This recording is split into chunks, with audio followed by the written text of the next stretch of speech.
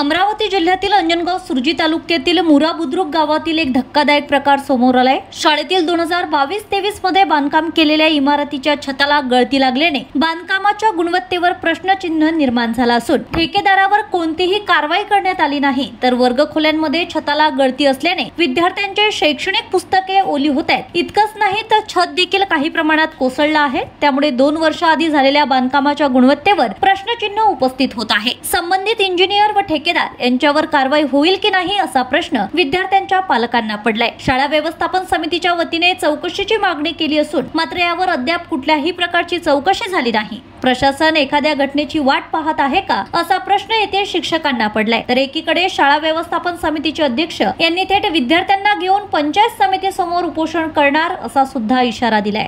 काय नाव तुझं? माझं पूर्ण नाव श्रेया शुक्राचार्य इंगळे।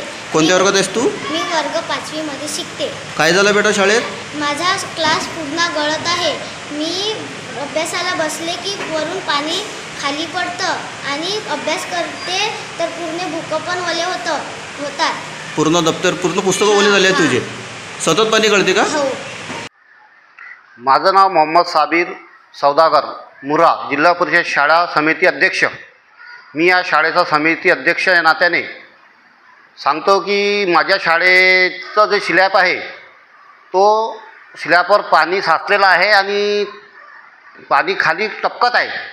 तो पाणी एवढं फार टपकत आहे की ते पूर्ण शिलिंग पडायची भिंती निर्माण झालेली आहे। ते पोपळे कधीही भविष्यात पडू शकतात।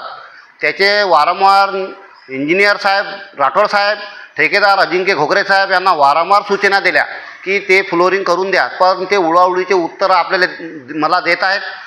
अजून शासनाने त्याच्याकडे कोणी दखल घेऊन नाही राहिलं आणि मी शासनाला ही एक चेतावणी देतो की हे शाळेचं काम लवकरात लवकर फ्लोरिंग न झाल्यास मी माझ्या विद्यार्थ्यांचा भविष्य धोक्यात घालू शकत नाही। मी त्या विद्यार्थ्याला शाळेत पाठवत नाही आणि त्या पोरीले 123 विद्यार्थ्यांचा भविष्य या शाळेत आहे। तर हे काम लवकरात लवकर शासनानं नाही केलं तर मी पुढची माझी वाटचाल आंदोलनाची आहे। मी पूर्ण 123 विद्यार्थी पंचायत समितीत अंजनगाव तिथं नेऊन उपोषणाला बसणार आहोत।